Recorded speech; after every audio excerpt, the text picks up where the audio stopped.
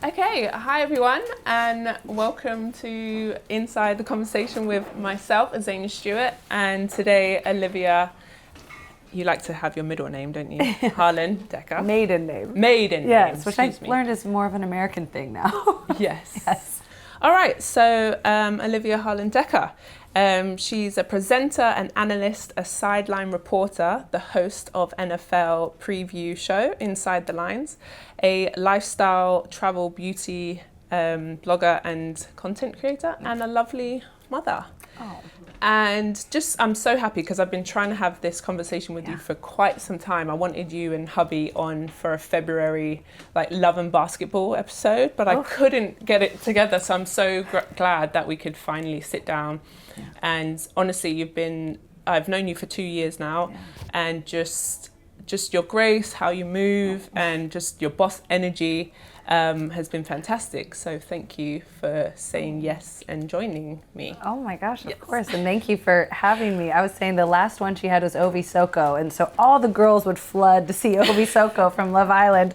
And I'm sorry I don't have that type of following, but I'm thrilled to be on with you today. And then I was going to say my first conversation was obviously Ovi Soko and Jeanette Akwachi, who were, they retired athletes and just talking about the life after the game, where this one is more, now that I'm retired and on the other side, just so many things behind the scenes of production and management and journalism. And I know you come from a wonderful family of analysts. Of your grandfather is an exec from NFL, the Green Bay Packers. Yes, very good. There we go. And then your dad is the voice of American sports, Mr. Kevin Harlan, which he was on last night, Denver Nuggets. He was. And the Timberwolves. Yes. So I didn't even know that was your father, and I've loved his voice now that I'm a commentator. For younger people, if they play NBA 2K, he's the voice of that. Yes, that's the voice. Which I think paid for my wedding. So, and there's my groom right there. There's the hubby. So basically, you coming from that environment and being around that, is that something that you knew you wanted to be in this industry from young? Yes, I mean, like you mentioned, I'm the third generation of my family to work in not only sports, but in the NFL in particular. And, growing up, talking around the Thanksgiving table was always coaches' firings and hirings, and GMs' firings and hirings and trades and everything that's, something that's like front office talk. So I've kind of fallen in love with the sport from the top down, if that makes sense, because I'm fascinated with all the people it takes to field a team, to put together the NFL schedule, and now I'm fascinated with the overseas aspect of that as well. And then my dad, as an announcer, I would go sit in the production trucks during his games and get to watch, instead of clicking on power and watching the game, I'd watch it takes at least 20, 30 people on site to be in the production truck and put this thing on air, plus all the people who are in LA or New York who are doing the back end of it, plus all the people in marketing who are selling all the ads to even fund this thing. And I was just fascinated. Yeah. So it's of course I love the X's and O's, of course I love the field, but I think sport as a whole, as a business, has always fascinated me. And I fought it. Long answer to your question is that I initially wanted to go into news. I was like, the whole family's in sports. I love television. Let me go into news television.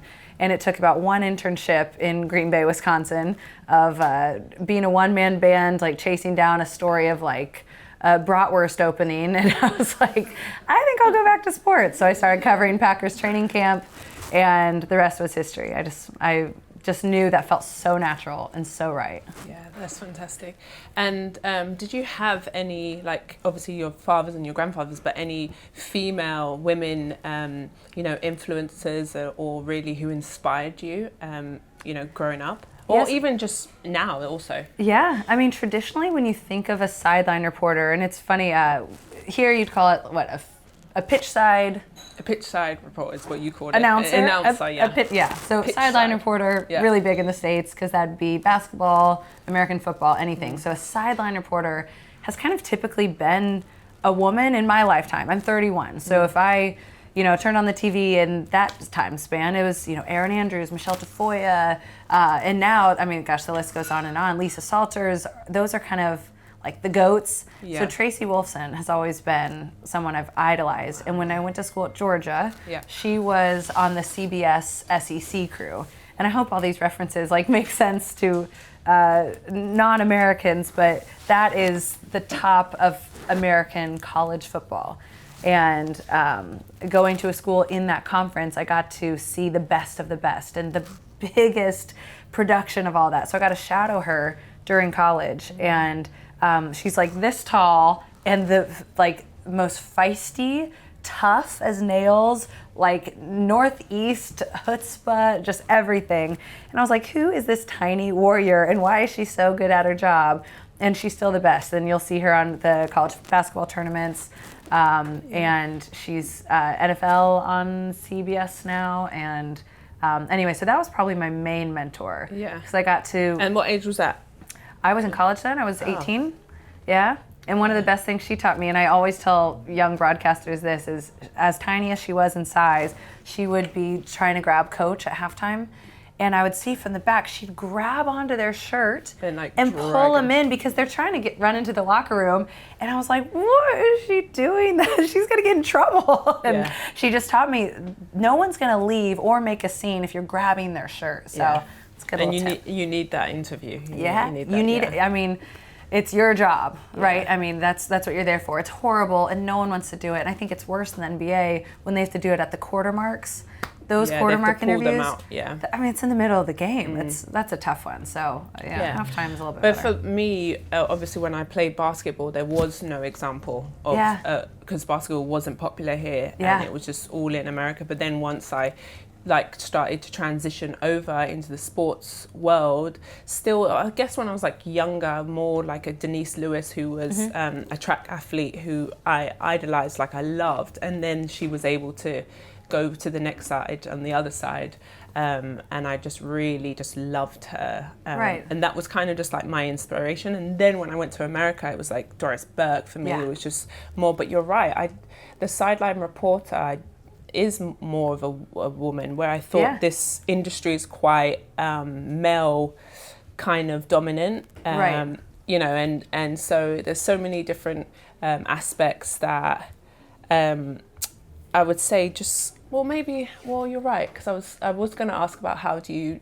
navigate through such a male dominated industry, and how, you know, it can be quite sexist, there's stereotyping, and have you found that with some of your jobs? Yes, for sure. And there's so many uncomfortable and inappropriate encounters that I've been through that, to be honest, until recently, in the last year or so, I've even been yep, that was wrong. That was inappropriate. But at the time, you're so young.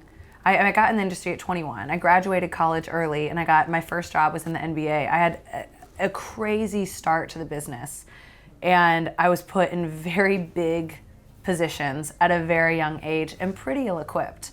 And I mean, we've talked about my dad being in the industry, my grandpa in the industry. You're not going to talk to your dad and grandpa about some uncomfortable, whether it's an advance, whether it's a player at the time, sliding in your DMs, whether it's a coach being inappropriate. I mean, I've had completely inappropriate things happen that at the time you're just you want to not think about it and move on. And I've always been so professional, and I've always hung my hat on that, that I feel God, even the association with this story looks bad for me. And in 2024, if I was 21 now, right now getting into the business, probably speak out more. But I mean, and so if I'm saying that, and that was 10 years ago, think about 30 years ago, think about 20 years ago. I mean, the world has changed so much for the better, and what we're able to stand up for ourselves with. And I like to think, if I had a daughter who in her time would end up in the industry, that would never even cross her mind of, ooh, does even reporting it make me look bad? You know? Yeah.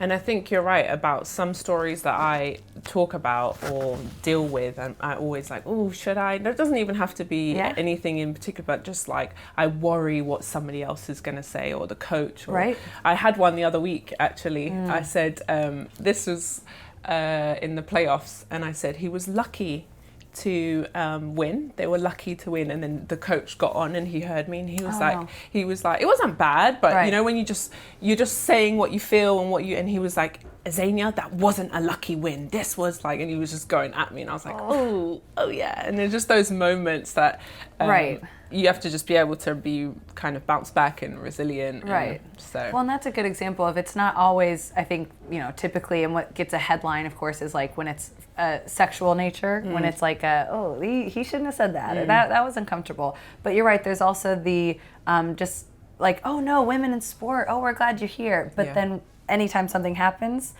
you do pretty quickly feel, well, you know, stay in your spot. Like, you're not supposed to really speak up on that, and you probably don't know that. I've had a coach, I was in a college football meeting every Saturday. I worked for 5 years for ESPN, and I did college football for them. And the day before, we'd always meet with coaches. And I had one coach, I'll never forget, I felt so small. He wouldn't look me in the eye, and there's only 4 of us in the room. It's the coach, and then my play-by-play, my analyst, and me. And I would ask him a question, and he'd keep his gaze fixed, wouldn't look me in the eye, and he'd answer my question looking at our play-by-play guy. And I was just like, oh my gosh. Now, it was at BYU, which is at a traditional Mormon institution, so I'm not sure they were thrilled I was there anyways. But the whole thing, I was like, man, that's the first time I felt like, you are, like, don't ask me a question, and you're not supposed to be in this room. And then how terrifying, I had to do the same thing, but on camera the next day with the same coach. And I was like, is he going to answer my questions on TV? And, you know, sure enough, he did. But I've had so many times where I'm just like, God, I can come in feeling as confident and prepared as anyone, but it doesn't take much to feel put down. Yeah, fair. Okay, well, I'd like to do a little bit of a fun bit in the middle. Please. Because, not so serious. Yeah. We actually asked Ovi and Jeanette, and it was, what's your most memorable mishap or maybe blooper that you've experienced? Well, I can think of one that happened this summer. Do you know what I'm going to say? I was doing a big charity event at Lambeau Field where the Green Bay Packers play, and I was up on a stage. You know, the whole bit. It was quite a big event, and I was interviewing on stage the current CEO and president of the Green Bay Packers. And for whatever reason, I forget what I was trying to say. Doesn't matter, because I said the word dick twice. I like blurted it twice. And he's kind of looking at me, and you know, he's a pretty conservative man. I was just like, and I'm not even going to do an impression because I'll get embarrassed twice. I'm already getting warm. But oh my gosh. And the whole crowd starts laughing. I think the second time especially, because they're like, did she? Oh, yeah, she did just say that. Like, did she mean to? What did she mean to say? But I was mortified. And luckily that wasn't on TV. Yeah. But that was amongst a group of, you know, a bunch of successful donors. Yeah. And I felt very embarrassed. Yeah. And then I got a couple DMs. Some of these people found me after and were like, that was hilarious. My wife and I can't stop laughing, blah, blah. So, and then a couple on air, and I think we've actually pulled them in. Yeah. This one I've actually never talked about. It's one that at the time felt like, you know, the world's ending, and now this is probably 7-8 years ago. I can look back on again with kind of a different light. For some context, Dwight Howard was an NBA player. He's now retired. And he was on the Atlanta Hawks, and I was the sideline reporter for the Atlanta Hawks for 3 years. And a little backstory, and that's what makes this story so interesting, is he played on the Houston Rockets the year before, and so did my husband. They were teammates, and they were very good friends, spent holidays together, very good friends. And when I was dating my husband, we didn't want anyone to know because it was really private, and he was an athlete, and I was, again, worried how that would look. And the only person who knew other than our families was Dwight Howard, who loves Sam. So the fact that he pulled this one off while knowing my then boyfriend very well, I just could not believe, and I'll let you watch it and then I'll explain what it felt like in real time. Everybody on the floor did a good job of hitting big shots. And then on the other end, we got some stops. Our D was good tonight. So we got to make sure our D stay good. Before the game, Kent Bazemore told me it's too far into the season to allow 2 losses back-to-back. If you agree with that, how important is that win? Oh, it's very important, but it starts with the D. So we got to make sure we keep playing defense. Thank you, Dwight. A lot of Bays gazes. We'll let you go. So in real time, I'm not stupid. I know what he's talking about. And remember, I'm the one who said dick on stage. And I'm hearing him, and I'm like, oh, come on, man, don't do this. Because he already had some interesting allegations and reports, and I'm just like, man, and I like him a lot. Yeah. And I was like, please don't do this. And so I tried to give him like an exit ramp. Like, let's move on, next question, blah, blah. And he goes back, and I'm like, what am I gonna do with this? And I'm trying to help him. So in real time, I'm just thinking, oh, you look like a fool. I walk off the court, I've got a million post-game obligations. That's one of like the next 10 interviews I have. So my mind's already on to the next thing. Afterwards, I get on Twitter and it's blown up and it's gone viral. And for weeks and weeks, it goes viral. And my producer, who is a woman of this show, she kept saying, are you okay? That was not okay. Like he put you in such an uncomfortable position. I was like, I'm fine. He knows me. He wasn't coming on to me. He was trying to get a laugh out of Dennis Schroeder in the corner and people at home anyways. But it just wouldn't go away. And afterwards, the next day at shoot around, because there was another game, the head coach, the GM of the team, the owner of the team, and other players came up to me and were like, are you all right? You deserve better. That's not right. That was my third year with the team. That was his first. Grant Hill, of all people, who's a Hall of Famer, came up to me. He's part owner of the Hawks. And he said, are you okay with him staying on the team? And I was like, of course. What am I going to do? Tell you to kick him off? You're not going to kick off Dwight Howard. He said, I'm just saying you're one of us. He's new. And we can have repercussions. And I was like, wow. So it's, good and bad of that story is I was mortified as it kept getting brought up. Not so much at the time, as it kept getting brought up. And still to this day, I get tagged in this video, and this was, I think, 2016. I get tagged in this video all the time. And we've rerun it now. I mean, so. true. And it's just one of those things I'm like, again, pretty young. I was pretty green. But the backstory of it is interesting. Okay, and then this one's good too. This was college football for ESPN, and for a little backstory, Alabama is like the big dogs. The big dogs. Yeah. And their head coach, who's now retired, Nick Saban, is like the most revered coach of all time, and he's also like the scariest coach of all time. And this is my first and only time covering him. And they're playing Chattanooga, who is a much lower level team, who they should have been beating 50-3, and you can see at halftime it's just 14-3. So let's see what old coach has to say. On top, Olivia Harlan caught up with Nick Saban at the break. Thank you, Coach. You're just 1 of 6 on third down. How are they getting some stops? Well, we're not doing a very good job of pass protecting. We're not throwing the ball on time. We don't have much consistency on offense running pass. So we just got to do a better job of putting drives together. And, defensively, they gave us some new stuff that confused us a little bit, but we settled down a little bit. So, we've got to know what kind of game we're in, and we've got to go play better. How have you told your players what kind of game you are in? Well, I'm going to tell them right now. I mean, I'm embarrassed the way we played this half. Thank you. You want me to tell them that? Sure. Okay. Sure. My dad texted me, that was the sure heard around the world. I just go, sure. No, so that was terrifying. And I think my point was, because again, we met with him the day before, and this is one of those games where they had to pay that team to come play them. In college football, you can do that. And so they should have been whooping them more like a scrimmage, and that they weren't, and he was really frustrated. And so I was kind of saying, like, well, how do you tell your team what kind of game you are in? Because they're not looking so good against this bad opponent. And so I'll never forget just the icy stare I got there. And again, in the moment, you kind of are like, I felt like I just got punched or something. And then I get to my hotel room that night after the game, and my phone's just blowing up. And this is a memory I'll never forget. I don't know why, but of just all of their supporters who thought I was so crazy to ask him that question. And getting horrible comments online and on Twitter, and just feeling like, I'm sitting in my hotel room bed and I'm just like want to throw my phone, like scared. Yeah. And I went up and I locked my hotel room door. You never know. Those fans in the South. Oh, wild. It's wild. Yeah. And I wasn't about to mess in with Florida, that. so Right, I know the wild.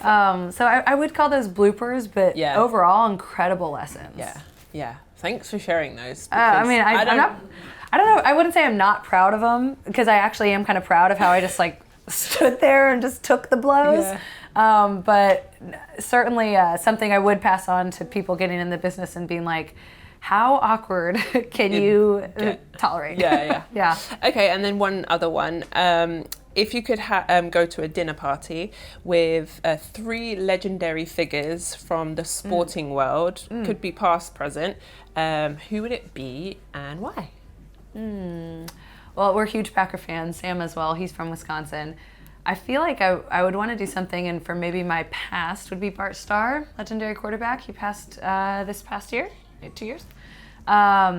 Current, I would think Tom Brady. We just watched his roast on Netflix. And I need to watch that. Oh, it's that so good. looks... It's worth every second of the 3 hours. Why would you do that? I'm sorry. I don't know. It was for rough. fun? Yeah. Your tolerance for awkwardness goes up a lot after that. Because it starts out, you're just like, oh, make it stop. And then you can't get enough. Yeah. It's really good. One of mine would potentially be Shaq. I think. For sure. Yeah, Because he's just funny. Yeah. Just a guy that's just smooth. And then I think also Usain Bolt. Yeah, that's a great one. Yeah. Here's my Shaq story. I hosted an event with him once in Orlando, Florida, a big corporate event for like an insurance company or something, but I was supposed to interview him on stage, and beforehand we met in like a green room, and I come in and I set my bag down. He goes, "Don't put your bag on the floor. Please don't put your bag on the floor." And I was like, "Oh, it's fine. It's an old one. It's a cheap one." I was like, "It's all right." And he goes, "It's bad for your money. It's bad for my money. I don't want it on the floor. It's bad luck." Do you and know? I was like, do you know that story? No. I don't know where it's like.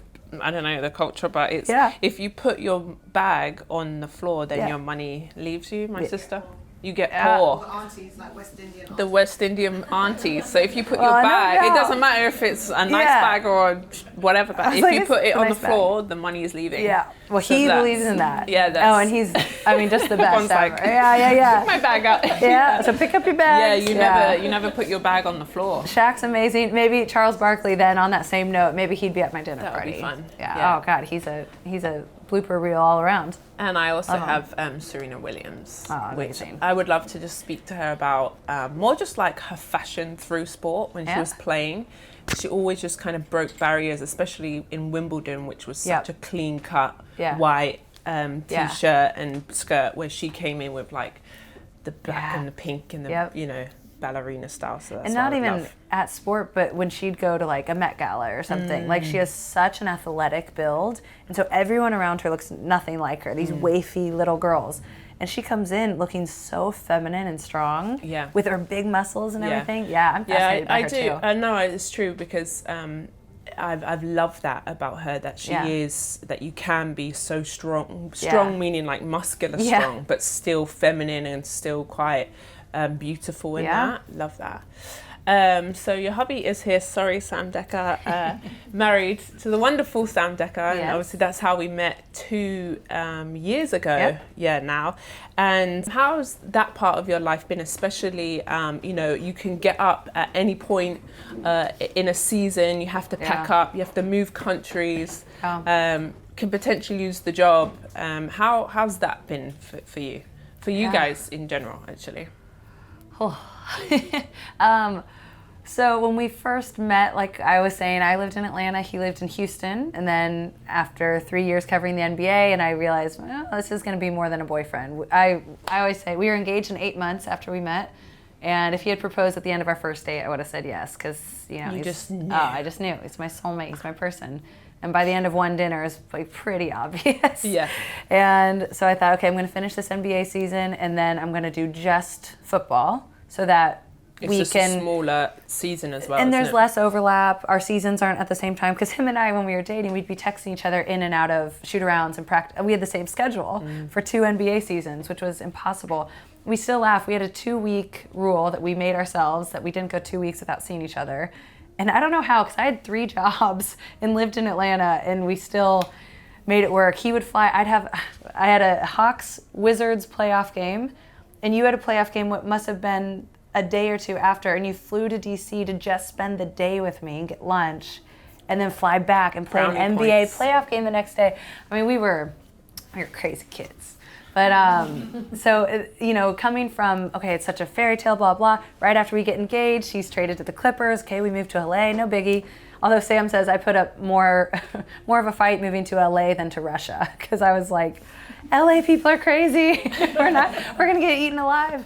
And then from there, 5 seasons in the NBA, moving all over the country, and then a year in Russia, 2 years in Turkey, Gosh, this is as long, now this contract here in London is a 4-year contract altogether.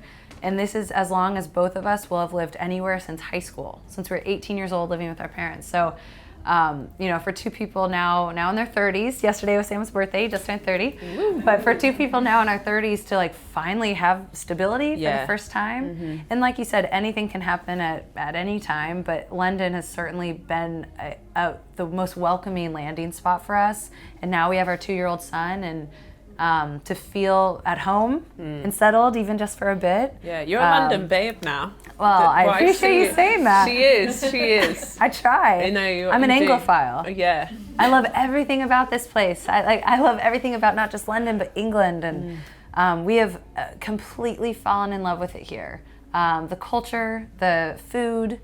I don't know why people give Brits a bad rap on their food. Thank you. I'm like, you can get any food you want in London. Down the street, you can find any food. Melting Anyways. pot. And how do you balance it all between being, with your career, being a mom, being a wife, being a friend? How are you finding it, figuring that out? Well, I've heard because people throw that term around a lot, like, balancing, like working mom, all that. I've heard it described best as you're not going to be great at everything at one time. So, pick your pockets. So there are times I am saying, right now I'm full mom. My phone's in the other room. I'm not, if anyone wanted to get a hold of me, they can't for a couple hours. This is what I'm doing for the next couple hours. And then when he goes down for nap, then, quickly transition, get back to everyone, do this, blah, blah. Okay, then Sam's home from practice. Now I got to try to be really good wife. And just try to, so, all by the course of it's 2:00 and I've tried to be 3 things and do it well, probably going to fall flat on at least one of them. I just think every day, every chapter is going to require something of you. And like we've been speaking a little bit about this year doing the playoffs, and I worked my first Super Bowl this year. So I'm having a high in my career while also living abroad with no family, no help, and a husband whose schedule's crazy, and a 2-year-old. And I on the flight over to the Super Bowls in Las Vegas this year, I kind of had a moment of you're doing it. There's not a book for this. There's not no one, as far as I know, has done it this exact way before. Yeah. I feel like that's parenting in general, right? Yeah. There is no rule book. Right. But yeah, just talking about that Super Bowl, I remember seeing on your Instagram that you were just feeling quite guilty about leaving Wolfie for 3 weeks. That you obviously, Super Bowl is the biggest thing in Americans, well, actually just in sports in general. Yeah. And that mum guilt, but there was so much positive support. I remember just messaging you as you've got this, and just messaging you and just being there. And then there was loads of kind of shitty negative side, which was you don't need to work, you don't need to, the mum guilt, and just talk about that kind of struggle and those. Well, I said, hey, thank you for all the views and thank you for all the comments. That reel just went way up, and I'll thank my haters too. That reel, I posted something, just in my feels on the flight home from the Super Bowl, which then I had been gone. 3 weeks of it? Oh, that was for playoffs before. So I was in the States for 2 playoff games. I came back for a couple days and then flew to the Super Bowl back in the States. The comments were crazy, crazy. You would have thought you pressed rewind and put Instagram in the 1950s. It blew my mind that some people actually thought this stuff. And just your son is so much worse off with you gone, and your son, one said, your son needs to be within arm's reach of you until they're 5. I was like, lady, you need friends and a cocktail. Yeah. That's crazy. That was horrible, but actually taught me a lot, and I felt more empowered. But I've spoken about this before, just I'm not a mother, but just the negative side of Instagram or just social media, how it can be that I've done things that I'm so proud of, and then I'll only see the one comment, and I'm like, oh, and that's all you see is the one comment. Yeah. I remember that, just people saying to you, you don't need to work, and it's I don't get where that kind of comes from, where you've had this beautiful career, you've had amazing moments, and it's the Super Bowl. Like, why are you saying no to that? Right. Yeah, and it's so funny, like, it's so not about the money. It's like, I always feel like, God, I owe it to my younger self, like, because the hardest I've ever worked in my life, and like the scrappiest I've ever been in my life was in my younger 20s, and like those videos you saw when I was 21, 22, and getting these opportunities that I had such imposter syndrome with. And again, like working 3 jobs, working 7 days a week, and most of the year, and just feeling like, God, wouldn't she be so disappointed if I just was like, oh, you know, I got this kid now, and, you know, life's good, I don't need to work, and that would disappoint younger me so much. But then someone on that same post commented, don't think about what younger you would think about what older you would think, and older you would have wished you spent more time with your young son. I was like, well, God, you can't win, can you? Like, in women, I think you cannot win, because you're gonna have the tribe that's coming out like, wouldn't your son want to see a strong working woman? And I believe that. And then other people are like, well, don't your kids deserve your attention? I'm like, you know, dad's got a job too. Dad's got a job. So, I mean, you've got to laugh. What all this has taught me is just have a strong ass sense of humor, because like people are crazy, and no one would say this stuff to your face. No one would. So yeah, and the stuff I've had to see about Sam too, and I mean, it's just, people are crazy, and that's why you have a strong support system, you have good friends, and you've just got to laugh very easily. Yeah. And your support system here in England? Yeah.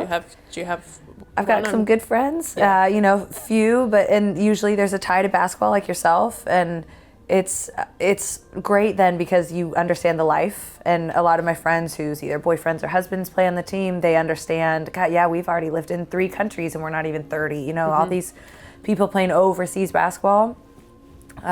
It's not easy. And then you kind of form this little tribe of those people, and you keep in touch, and you all live in different parts of the world, but you keep in touch, and it's funny, like you end up with this huge network, and it's a blessing. No, it's true. Yeah. And you can rely on those people too. Like I've called so many people that I've played with, and friends that I'll be here for the rest of my life. So yeah, it's fine. Yeah. I just actually intrigued, this isn't one of my questions on my paper, but just more like your Super Bowl experience. Just what was the prep like? What was, you know, the days before running up to it? So Super Bowl week is nuts because most of the work is done early in the week. So I work with Sky Sports, and we had a crew of 3 on-air presenters, and then maybe 4 or 5 behind the scenes. So a small group, really. Which was great, because obviously you've done loads of American TV, but now that you're in London, that you could work with the British Sky Sports. So I thought that was fantastic that you were able to transition over to here. And it's amazing too, and the difference in the way we talk about certain things. Like, I like a fresh British perspective, and I like, you know, it's a sport I've grown up around, but now I'm broadcasting to a different audience where this isn't a native sport. So it's not the term dumb it down, but it's educate. Yeah. So it's, you know, instead of just using phrases so casually, kind of explain why something is something. But then you also have your hardcore fan base who would be offended by that. They're British, but they're some of the best NFL fans in the world. So that's a funny dance to play. But then kind of also, I think when you're a woman in sport, you feel like you want to really prove that you know it. And that's when I find you do yourself a disservice.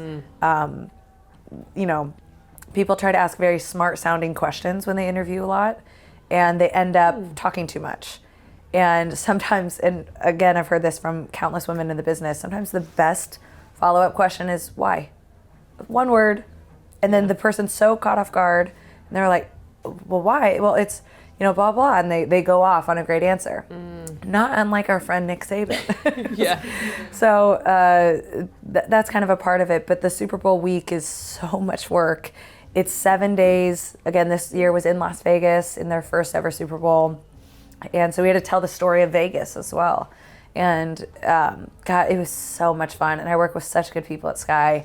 and every day to like go out on a shoot together, and we had to go at like 5 a.m. We had to go out to Chiefs practice, and every morning interview the same players about the same thing, all leading up to one game, which no other game has that much attention. Every storyline's been covered. You're trying to find a fresh angle.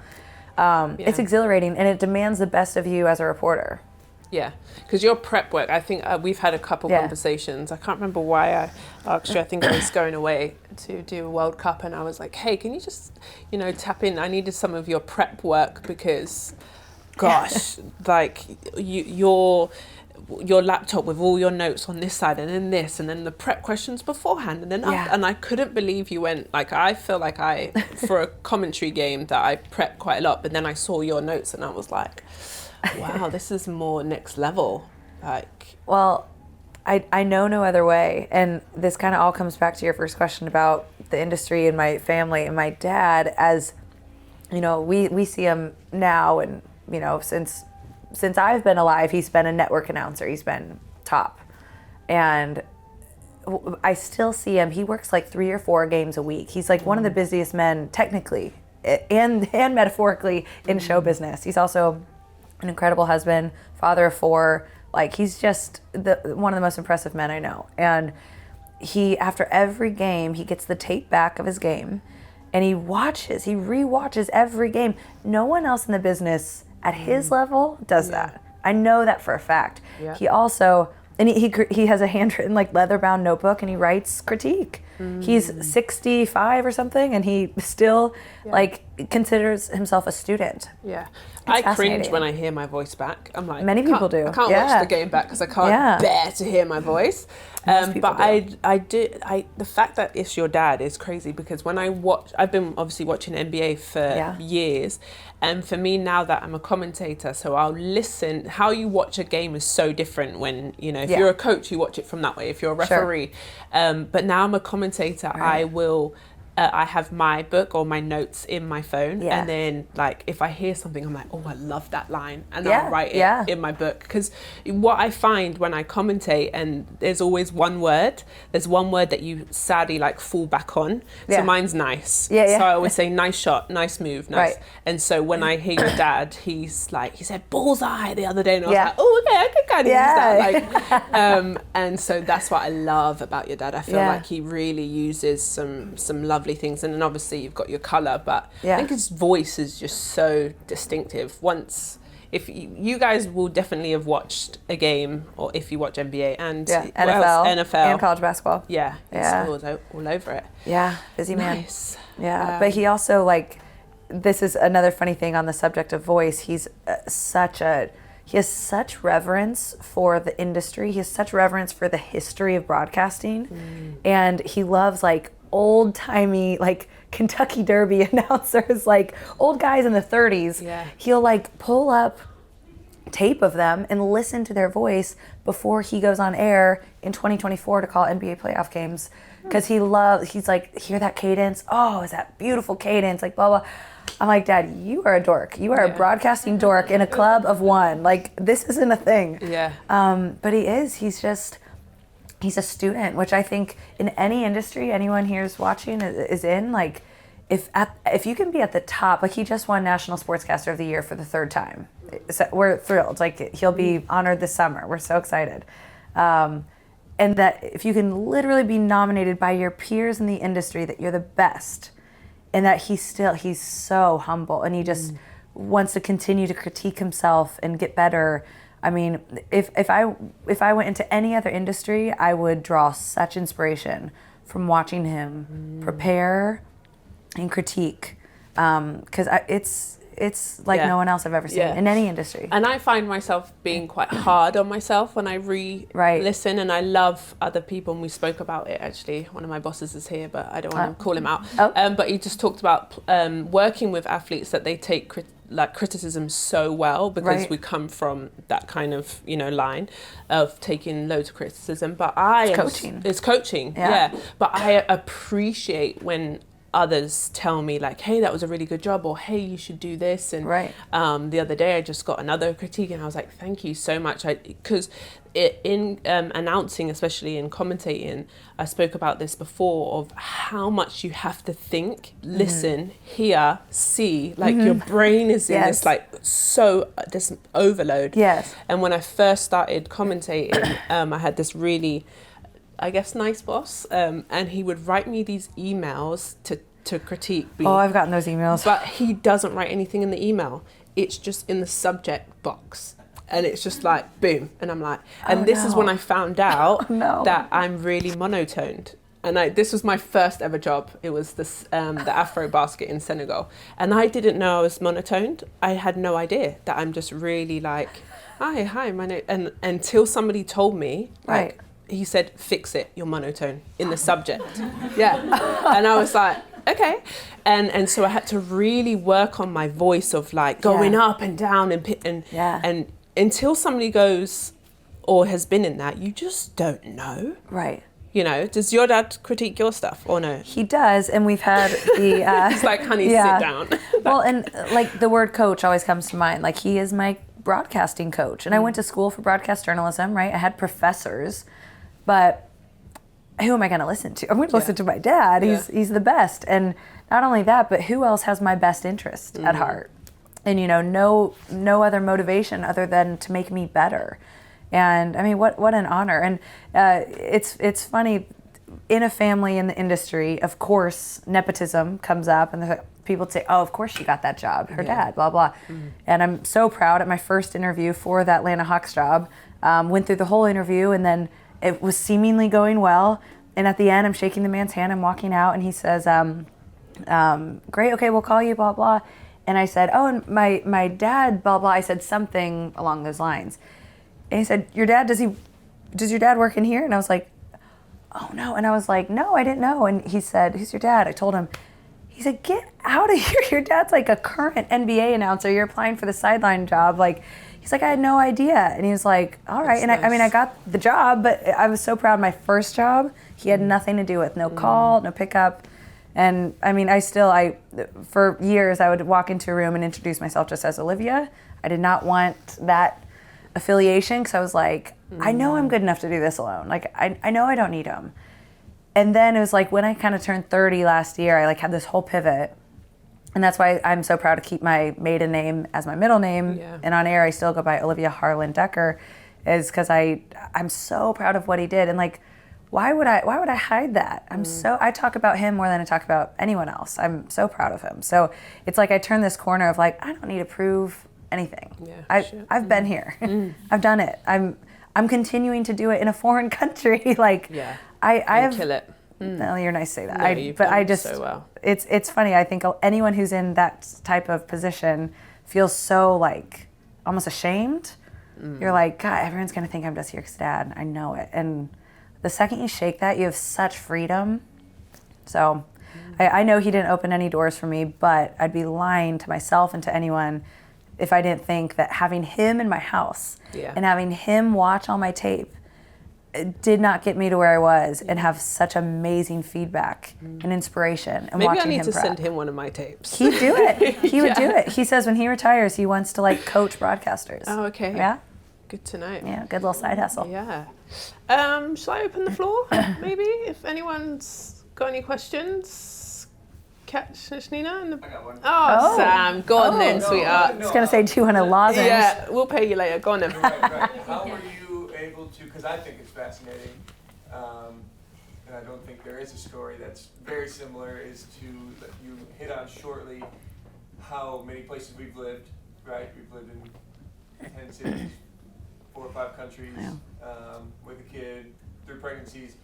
You have been able to land jobs and also keep jobs in the Midwest and the West Coast, flying in for days at a time, in and out of the country, stamping passports here, brokered your own deal without an agent. Like, hit on that. You know, sometimes life moves happen, and you haven't been like, well, that's that. You've pivoted. Like, screw it. Well, how do I get this? And now you're still working and as busy as ever. So hit on being able to continue to find work and keep your dream alive. See why I love this man? Is he not the best? No, I think it's fascinating. I really do, from an outside and inside perspective. He's the best. It's Thanks. it's cool. Well, I think when we came here to London last year, when Sam first signed with the London Lions, it felt like kind of any other move, like, oh, it's probably 1 year, right? And everything seems to shake out as like 1 year. And I was just falling in love with London, and I was like, oh, this is going to be a tough one to leave, but it's all right. That's the business. We got this. Then he signs a 3-year extension, and I'm like, you know what? There's NFL here. I've covered the NFL for 10 years. This is my wheelhouse. Who do I call? Blah blah. And I was represented by CAA in the States, and I asked my agent, there's CAA London, I know, and can I should I find maybe, keep you in the States and maybe find an agent here and start pursuing some NFL opportunities? He said, yeah, great, meet with this guy, blah blah. I met with this guy. We meet for lunch. This guy could not have cared less to me. Cared less about me. Again, talk about feeling small. I felt like, he just kept checking his phone, blah, blah. And I was like, yeah, so anyways, I really want to cover the NFL, and blah, blah. End of lunch, the guy never got back to me. Ghosted me. I've been in the industry for 10 years. I'm currently represented by CAA. This guy couldn't have run away faster from our lunch. I was like, you know what? Screw it. I'll save my 10%. I'm going to find this job myself. So just by simple Googling, kind of found out, okay, NFL UK, they're here. Let me try to get a coffee. Got a coffee. Okay, now that you've had a coffee with her, she likes you. You get a coffee with him. He likes you. Okay. Well, Sky Sports has the NFL rights. We're going to put you in touch with them, but it doesn't mean anything. Just because we like you doesn't mean anything. Get the meeting with Sky Sports. By the end of that coffee, I had logged myself 3 NFL games, sideline reporting, which ultimately turned into my first Super Bowl. And so every time I cashed that check, I was like saving that 10%, and I really hope that CAA agent was watching the Super Bowl on Sky Sports that day and was like, man, she did do it. Yeah. But also what Sam's referencing is, one great thing to come out of COVID is a lot of us found ways to adapt and pivot and work from home, and that ended up being a good thing for us because we lived in Turkey and I worked for BetMGM, the American sports gambling site, and was able to host an NFL show from my laptop, really pregnant, at 1 a.m. in Turkey with the time change. But again, it is what it is. I think I think I have an athlete's mentality without an athletic bone in my body because I think you and I are cut from the same cloth where you just plug away. Is that talking about just like that COVID part? Was that where your lifestyle blogging started, or did that? Yeah. Or was that since you've been in London? No, that I started probably then, and again, something I was so scared of when I was starting in my career is like, not one shred of me needs to appear unprofessional. So like my whole feed was all interviewing athletes at games, everything. But I was like, that's so not the whole picture of me. Yeah. And so I started a separate Instagram where I started posting like lifestyle and beauty and fashion and some of our travels at the time. And it took me forever to just be like, why am I who am I scared of? What am I doing? And why am I trying to hide that I'm like a pretty girly girl who loves sports? Like the horror. Yeah. And I was like, so let me just be myself. And again, I've had this like revelation, and I hope everyone has this in their life, where I'm like so unapologetically me. I don't care if you think I got my job from my dad. I don't care if you think I'm too feminine to cover sports. I don't care what you think. Like, I'm very, very comfortable in what I've done, who I am. I know where I'm going. Yeah.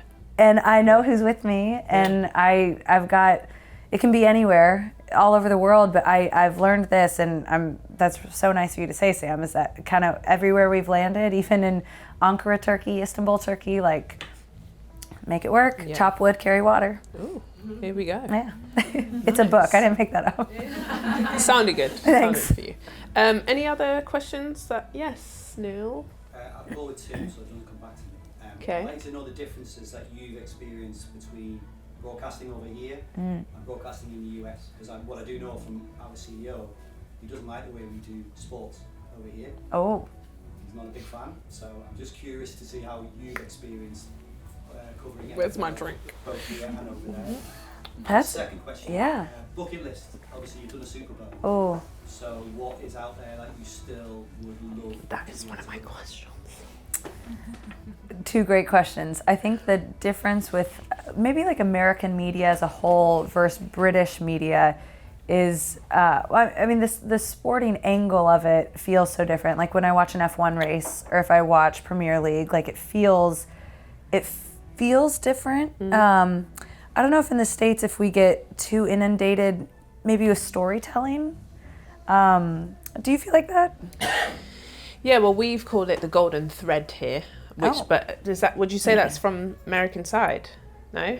A golden thread is like we start with the two players that are going to be the best players and we try to thread throughout the game. Sure. Kind of falling back. And I think that might be an American vibe, but Yeah. I kind of like it. I don't know if that kind of the stereotype, like I think a lot of people think Americanness is like kind of soft. Do you think? Yeah.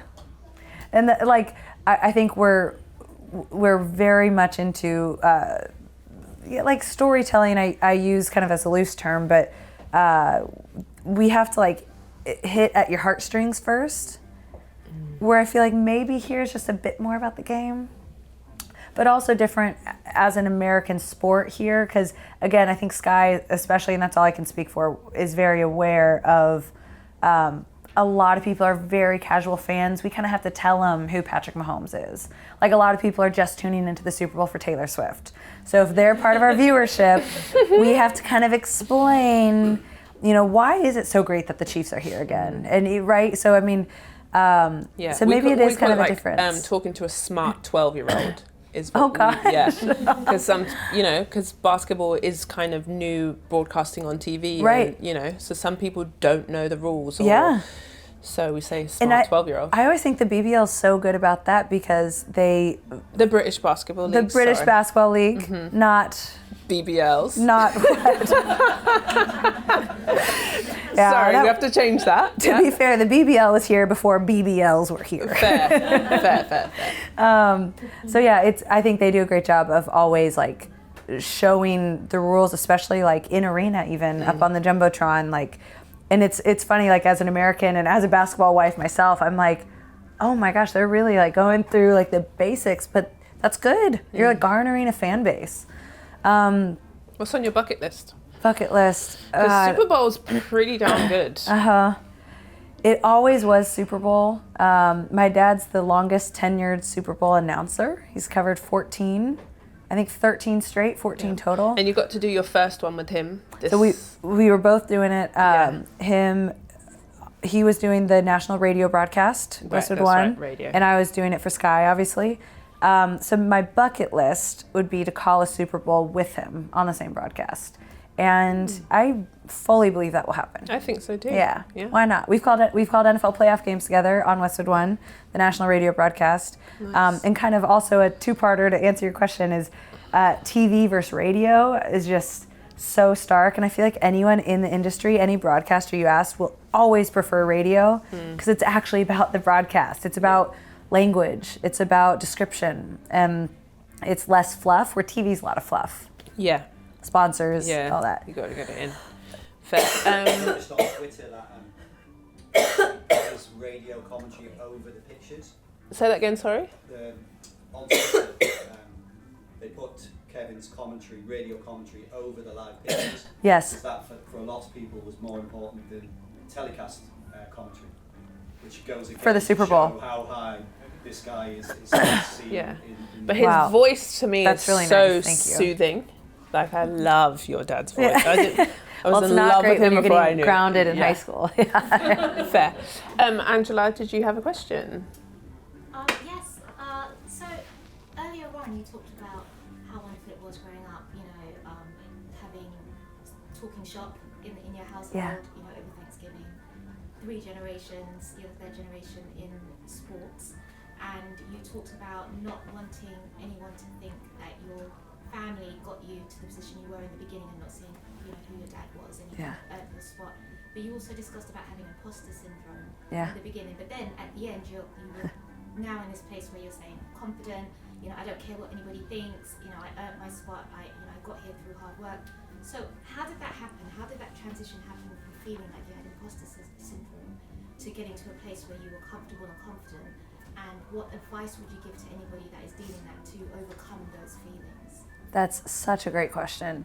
It reminds me of a quote I've heard that says, the best way to have self-confidence is keeping promises to yourself, whether it's something small, like I will go to the gym today. Okay, great. You knock that one off your list. You have a little bit more confidence that day because you held your promise to you. So times a decade of, you know, I'm just going to keep doing the work, to one day where people kind of stop asking who your dad is, and then I made things even harder on myself. Then I marry an athlete, so I'm like, both last names are going to screw me in some regard. But then, like I've kind of said, I've turned a corner where I'm so proud to have both my dad's and my husband's last name. But I think it was just the longevity of it, of just, I'm still here, like, are y'all still surprised I'm still here? Like, I wasn't a flash in the pan. I wasn't just gonna work these couple years and then, run off into the sunset and you'll never see me again. And always, like, my career goals are longevity, because I just think a lot of people do kind of come out of nowhere, but they'll weed you out, they'll weed you out really quickly. And I always feel like the fact that I'm still here, still standing, I'm like, kind of not going anywhere. If I'm still standing now, I'm like, then what else is, moving all over the world, having a child. I don't really know what would stop me at this point. And I've said to Sam so recently too, I love what I'm doing more than ever. Like, there's not an ounce of me that is like kind of craving that, or I want to break, or maybe I'll take a couple years off. And I think for women too, especially, it's tough in this industry to take a couple years off. Mm-hmm. Like, you're done. You're so replaceable. Mm-hmm. You feel so replaceable, which is not a good feeling to have in your industry. I don't think anyone wants to feel like that in a relationship, in an industry, in work. But it's the truth of it. And I feel like the longevity will prove itself, and that's what got me to that place of I'm kind of sick of apologizing. I'm kind of sick of like feeling like I need to, sit back quietly because they're gonna say, well, she's the daughter of blah blah blah, So I kind of feel like I have more command of my career. I hope that answers that. Thank you.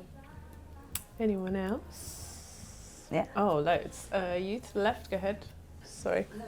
Yeah. I've got a 21-year-old son who played basketball at school here in the UK, and has then played basketball at university, and he's just leaving university now. I don't think he's probably good enough to play professionally, but he would love to get involved in the sport in some way. He's just finished a liberal arts degree course, so he hasn't studied broadcasting or journalism, but he is very good with people, and he asked me to just ask about entry into the sport in some way, and what he would suggest he does is in terms of homework. Yeah. That's a really good question. And I always feel like the internships I had, is he at an American university? Is he overseas? No, he's here, yeah. I always feel like internships, if he wants to go into broadcasting, so many places will take young, hungry, willing people. And that's such a niche in your life when you have the flexibility to do that. And like the hardest I've ever worked in my life was those summers in college, when I was in college, and I would intern and work side jobs and everything, because I would just hustle from one thing to the next. But it was unpaid work. I didn't get credit hours at uni. I didn't get any payment. I was just hustling and learning like from someone who would offer me a couple seconds of advice, and it ended up being like golden nuggets that paid off much later.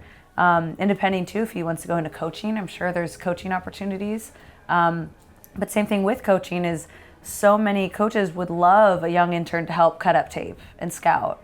And I'm looking at Sam because he would know much more about that. And afterwards, please talk with him too. Yeah. I'll offer him up. But yeah, on the broadcasting side, I just think it's invaluable to have these internships where you can find them. And on the basketball side too, especially like the British Basketball League, not the BBL, is it's a company that is growing so rapidly in terms of the new leadership they have.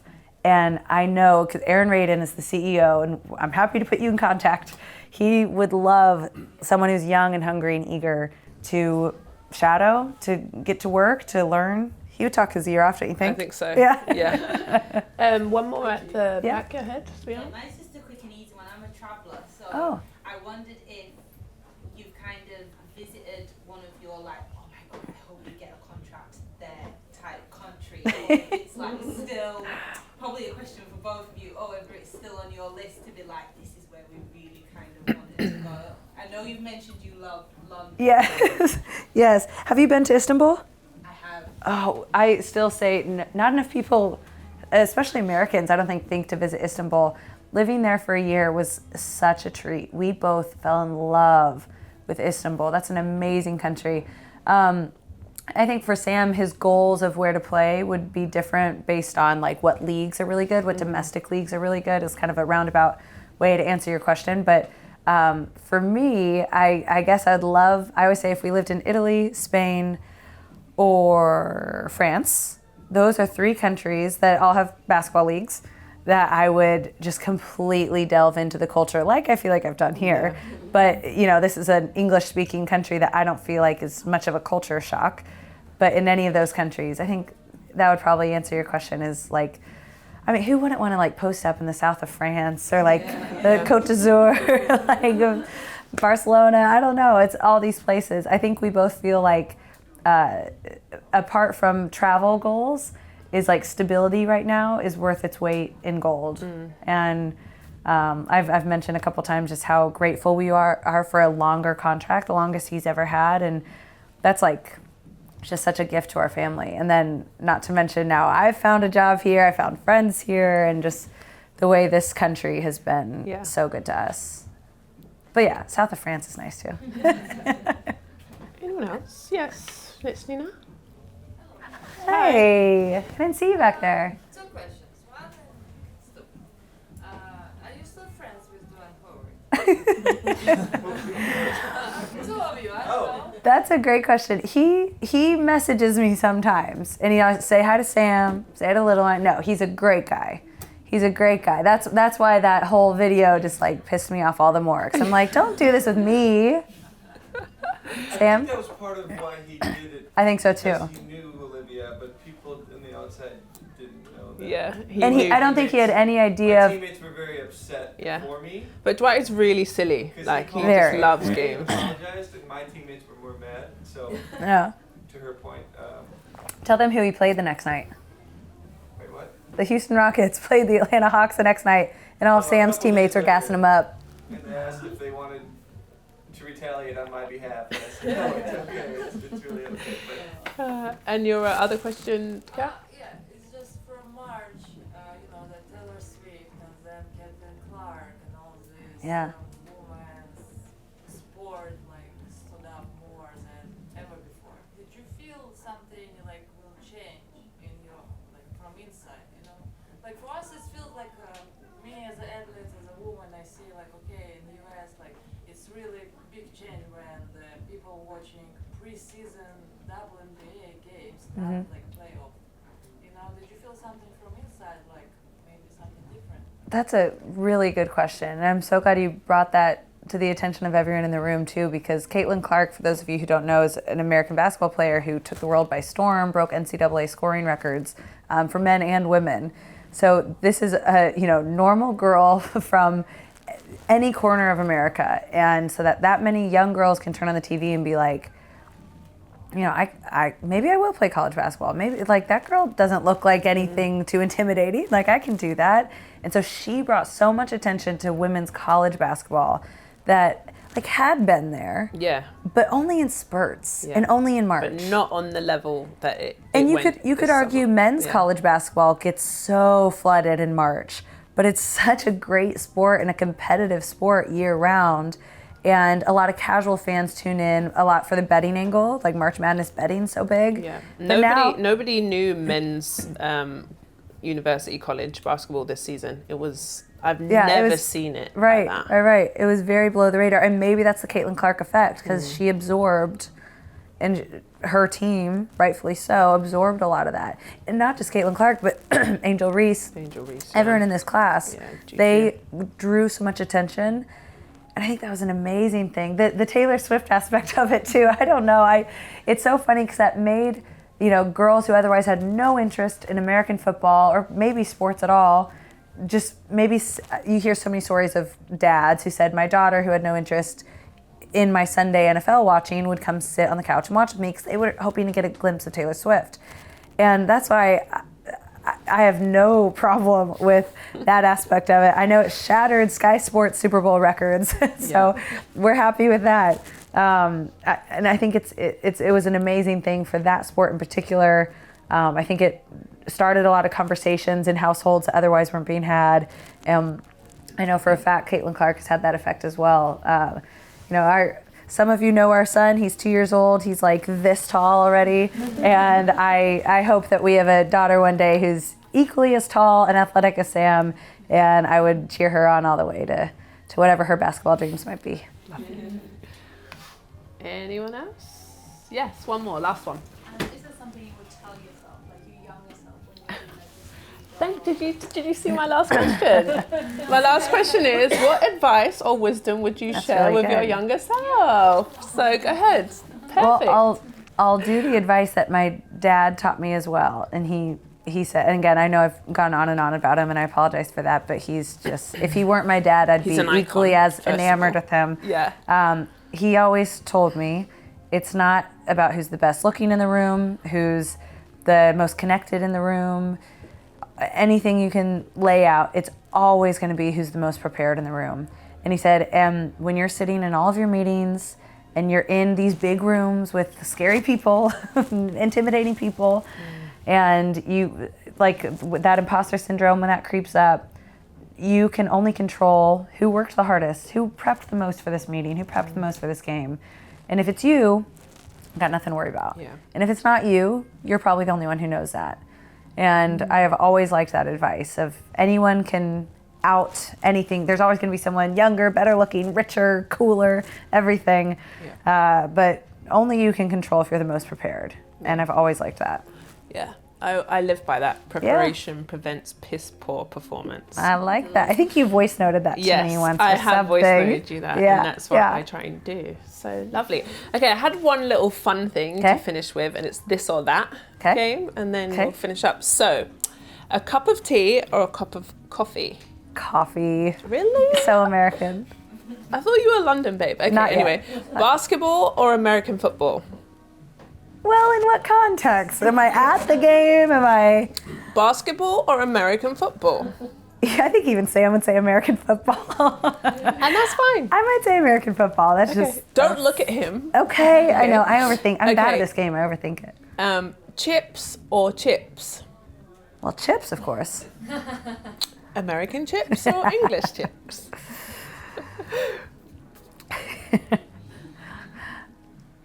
English chips, if they're like big and mushy and with vinegar, like the whole thing, that's British. Okay, beating Sam at basketball or watching Sam hit a buzzer beater winning shot? Well, the first one's never gonna happen. It's what you want. What would you like? What would I want? Yeah. Like playing a game of one-on-one and me beating him? Can you imagine? Well, I don't want that because that would mean things are going horribly for him professionally. So watching, nothing is better. And there's a good video, I think I've even posted it, of Sam hitting like a buzzer beater and just like the elation that floods my body just because, God, I'm so bad at these short answers. It's fine. Of just, watching your partner go through so much and injuries and trades and watching him have every bit of success is more than deserved and earned. So like every basket he makes like fills me up. Yeah, cute. Yeah. Okay, English fashion or American fashion? English fashion. Okay. Us Americans are getting too sloppy now. English know how to like dress up. Okay, sorry. I think they're too casual in America. Okay, last question. Sideline reporting in extreme sun or sideline reporting in freezing cold weather, which I feel like you need to tell this quick story. Sorry, I know it's this or that. Yeah. Tell me which one first.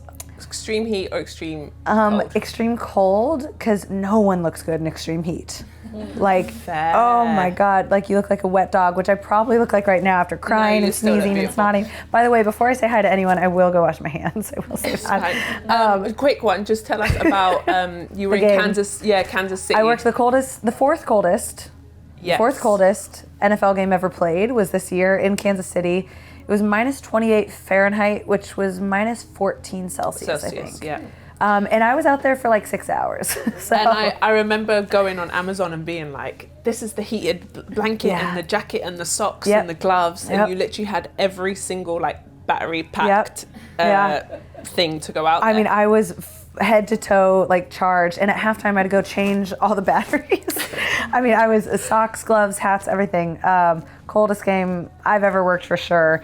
And God, the football season in America, especially when it starts in August, if you're covering college football in the South, I mean, it's again, really I don't know hot. Celsius, but like over 100 degrees Fahrenheit. Just you do the math. You're good at this. It's use Fahrenheit. It's like 35 degrees, 40 degrees, pushing that in the September games, and then once you hit the January games, it's a rough season, and then plus you're working all over the country, which is so many different climates and. But I'd rather be cold than hot because, especially if you're on air, I just felt like, oh my God, please don't to my producer, don't send it back down to me. Like this isn't pretty. I don't know where my eyelashes are. Well, anyone burning questions before I wrap it up? Great. Well, thank you so much. Yeah. That was fantastic. I'm so glad we could finally get it together. I know. So thank you. Thank you guys. Thank you. Lovely. So fun. Time flies when you're having fun. Yes, it does. Okay. Thank you guys for coming. Really, Thanks. that meant a lot to see all these faces. Thank you.